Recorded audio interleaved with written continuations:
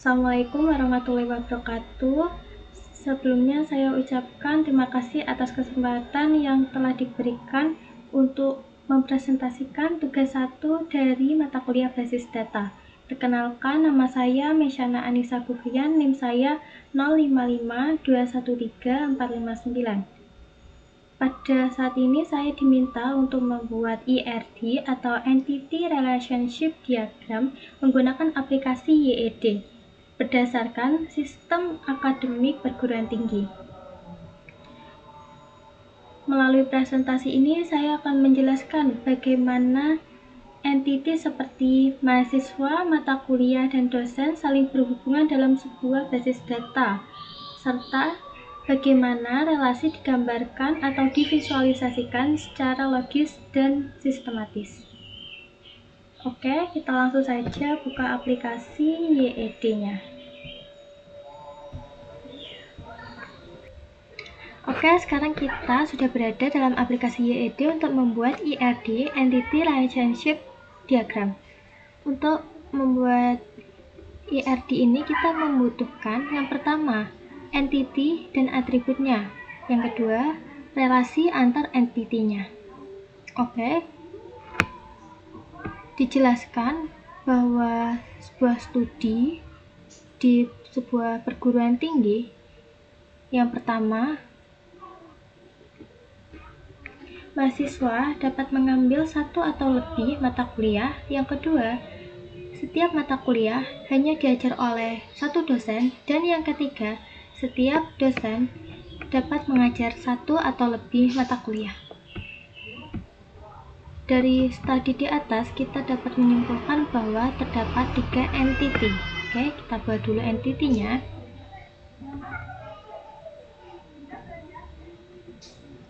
Oke, sudah ada 3 entity. Perlu diketahui, entity ini memiliki lambang atau digambarkan dengan persegi panjang. Nih, persegi panjang.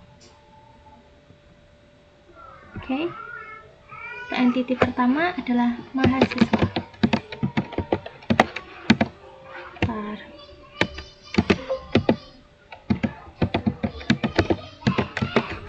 Oke. Untuk entity kedua adalah mata kuliah.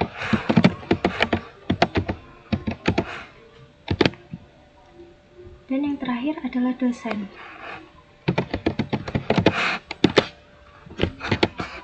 Oke. Dan setiap entity ini akan memiliki atribut atau anggotanya. Ibaratnya entity ini adalah manusia, lalu atribut adalah anggota badannya seperti kaki, tangan, dan lain-lain. Oke, kita kasih atributnya.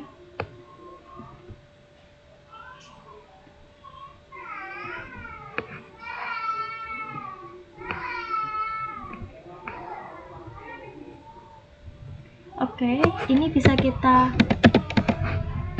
kasih ini nama mahasiswa atau nama M untuk atribut yang pertama. Yang kedua bisa mungkin alamat mahasiswa. Lalu yang ini bisa prodi mahasiswa atau jurusan. Ini NIM atau NPM. Oke. Ini belum ketik NIM atau NPM. Oke, atribut ini dilambangkan atau digambarkan dengan ini bentuk alif. Setelah jadi, kita hubungkan semuanya menggunakan garis lurus ini. Kita hubungkan antara entity dan atributnya.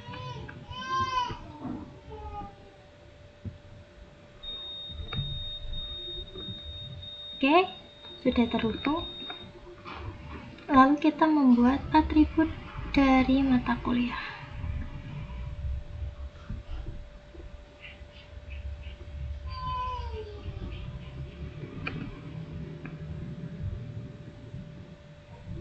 Oke, bisa nama matkul, nama MK, ini bisa SKS, sistem kredit semester. Lalu ini bisa kode mata kuliah, kode MK. Oke, setelah itu kita hubungkan semuanya menggunakan garis lurus.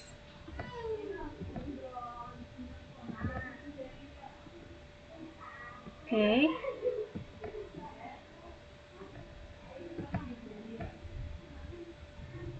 Lalu yang terakhir, entity dari dosen. Entity dosen ini kita memiliki beberapa atribut.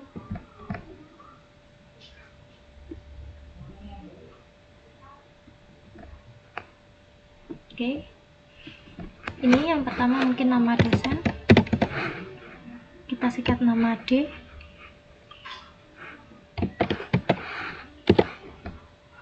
Lalu ini mungkin email dosen. Lalu yang ini NID atau nomor induk dosen. Oke.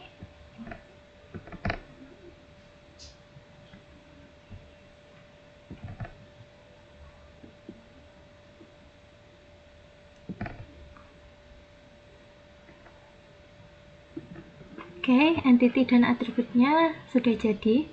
Tahap kedua adalah membuat relasi antar entity-nya.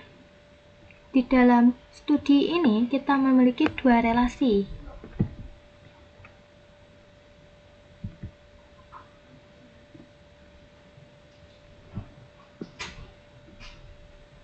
Oke. Relasi yang pertama, relasi antara entity mahasiswa dan mata kuliah adalah mengambil.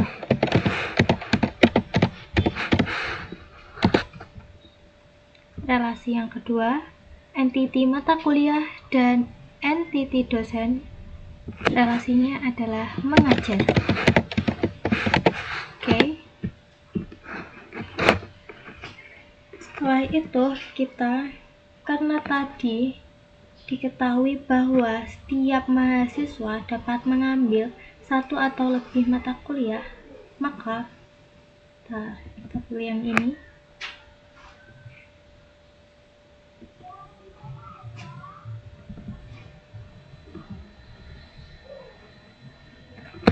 Kurang lurus ya ini.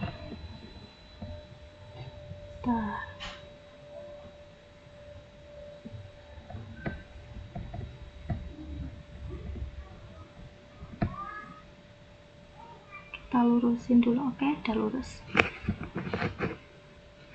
Oke, hubungan relasi mengambil ini adalah entity antara mahasiswa dan mata kuliah. Hubungannya adalah setiap mahasiswa dapat mengambil satu atau lebih mata kuliah, dan setiap mata kuliah dapat mengambil mata kuliah dapat diambil satu atau lebih mahasiswa. Oke, setelah itu untuk entity mengajar tadi setiap dosen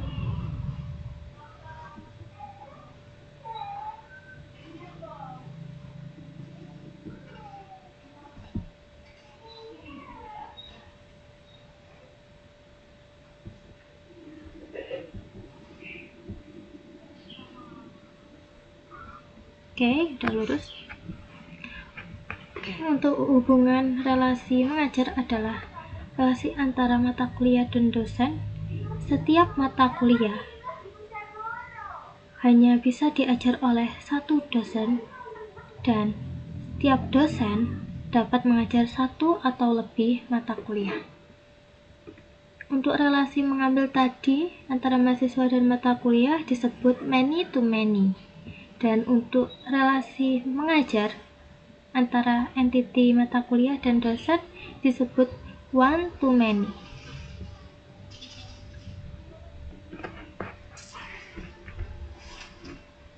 Oke, kita screenshot dulu.